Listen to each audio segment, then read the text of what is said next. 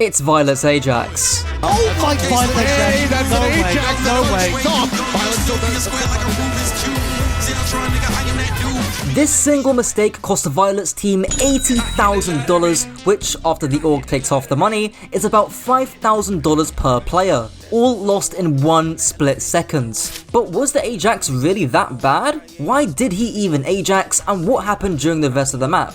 Let's break it down. Okay, the green screen is back. I'll address your comments at the end of this video because I would like to keep my audience retention. First off, let's talk about the composition here, and I did lose a lot of my audience going through this, so we'll be quick. In short, Toronto want to prevent and absorb the dive from Zeta, then rotate and push forwards afterwards. They'll prevent by going in a 3-2 split and poking out Zeta's DPS, they'll absorb with sustained cooldowns and just living, and they'll rotate forwards by walking to different angles. In this fight, it's that last rotate stage that goes wrong for Toronto. They actually start the fight here pretty well, preventing Alpha Yi on the Tracer from taking an angle. Alpha Yi does blink into open space here, but Sugar Free turns around and spooks him, which forces an early recall. Because of this, Merit and Vega are allowed to walk forward and take an angle, which prompts Zeta to go for an overload onto the side of Merit and Vega. Due to how telegraphed this is by Bernard, it's pretty easy to absorb, but this is where it goes wrong for Toronto. So far, they've prevented the dive from Alpha Yi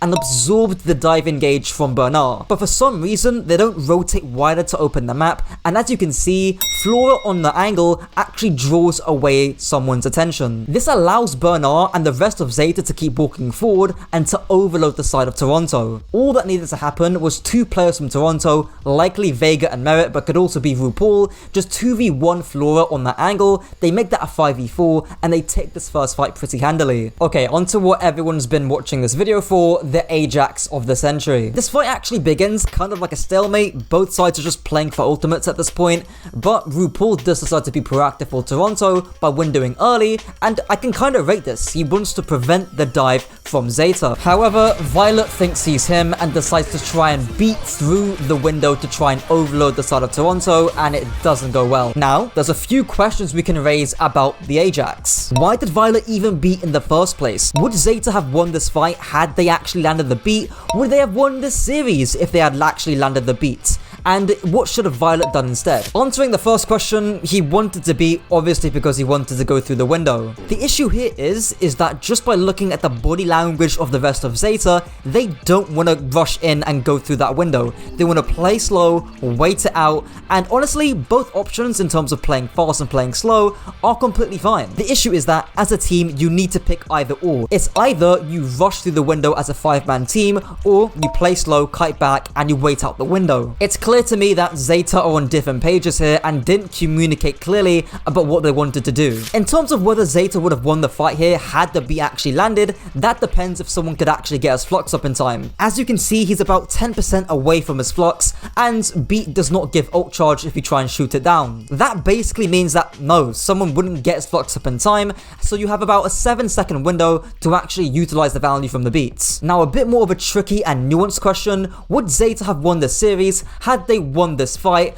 had they actually landed the beats? Now, if Zeta won this fight, they would have likely gotten the cap, they would still have an ult advantage of 2-1, and most importantly, their mentals wouldn't be shattered at all. However, as we'll see on the next few fights, this game isn't lost automatically just because of one Ajax. Zeta are still up 42 meters, and they still have an ult advantage to swing the next fights. It's that mental game that really took Zeta a step back, even though this game is still really winnable despite the Ajax. Now, in terms of what Violet should have done here, the obvious NPC answer is to just AFK. But more practically speaking, he just needs to talk to his team about what he wants to do. If Bernard is boosting in front of him, he does an Ajax. He gets the DM from Bernard face tanks the window, and he's all good. Now, if we're going one layer further into this, why didn't Violet talk? That's just because of pressure. It's a map 7 and it's the biggest tournament of the year. Like, of course you're gonna feel pressured. Obviously, that's not an excuse. Violet is a massive veteran. He's been on the big stage a few times. He's got plenty of experience, but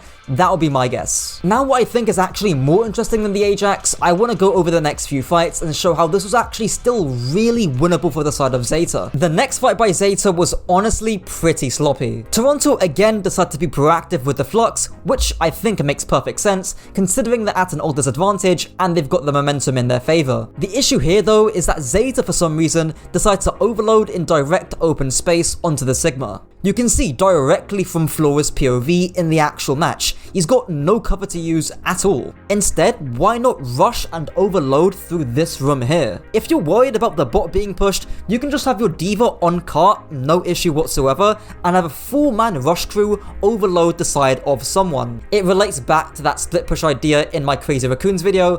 Please go check that out if you haven't already. I spent too long on that video. Honestly, just a really small pathing mistake by the side of Zeta that cost them this really crucial fight. With all this being said, it's now pretty much impossible for Zeta to win the next fight, and they actually play this pretty well. The issue is that Toronto have a massive ult advantage, and they just pop support ults and keep layering them. They do a pretty good job by forcing Vega's rally, which they kite out pretty well, but then they decide to re-engage, but again, they can't do that because RuPaul has window, and then they decide to re-engage with Kasune Rush, but again, they can't do that because Merit has Bob. They do get a great ult trade, getting 3 ultimates out for 1, but it's still no progress on the bots. Skipping ahead towards the end here, and once again, Violet makes a crucial mistake, dying first. Considering the only good ultimate Zeta have is B, and Toronto only have Rally, and there's 2 minutes on the clock, this is a must-win fight for Zeta. But of course, Violet has that money. It's not directly Violet's fault for dying here, but clearly everyone on Zeta is asleep at the wheel. The comps are different here, now Toronto are on full dive,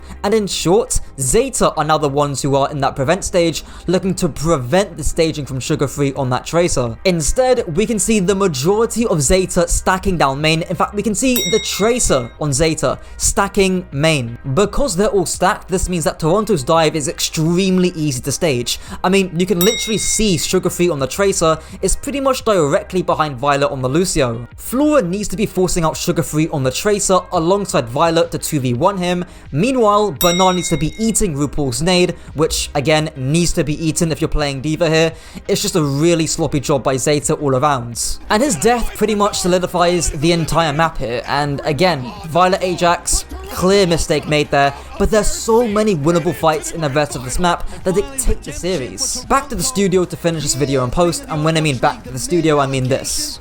Ugh. Look at that shit, bro. That is scuffed. In conclusion, this series was far from unwinnable. Yes, the Ajax is of course the mistake that everybody is focusing on, and for good reason. If Violet didn't Ajax, this video probably wouldn't exist. However, if Zeta had actually won this map in spite of the Ajax, we also wouldn't be talking about the Ajax at all, and that's what I want the focus to be on. Yes, Violet made a massive mistake, but that doesn't excuse the multitude of mistakes made down the line, especially towards the end of the game. I always tell players to take fights one step, one cooldown, one fight at a time, because the second you start believing you lost, and the second you start focusing on the result of the match, you are already cooked. It's kind of like a self-fulfilling prophecy, and after the Ajax, it's clear as daylight that all of them believed that they had already lost the map before it was even finished. Anyways, I hope you enjoyed this video, and I gave you some additional perspective and nuance that you didn't have before, and I'll quickly address some of the green screen feedback. Firstly, I know my camera quality isn't great. You can blame Carl Pay for that over a Nothing because my phone is the Nothing Phone 2A. I love that phone, but the camera is pretty mediocre. I am just not gonna shell out $1,000 for slightly better camera quality, I'm sorry. Secondly, some of you guys did mention to make myself smaller to not block the gameplay, which hopefully I fixed in this video. You can let me know if I did down below, but on the whole, I think the feedback was mainly positive, so hopefully this video does well. Anyways, until next time.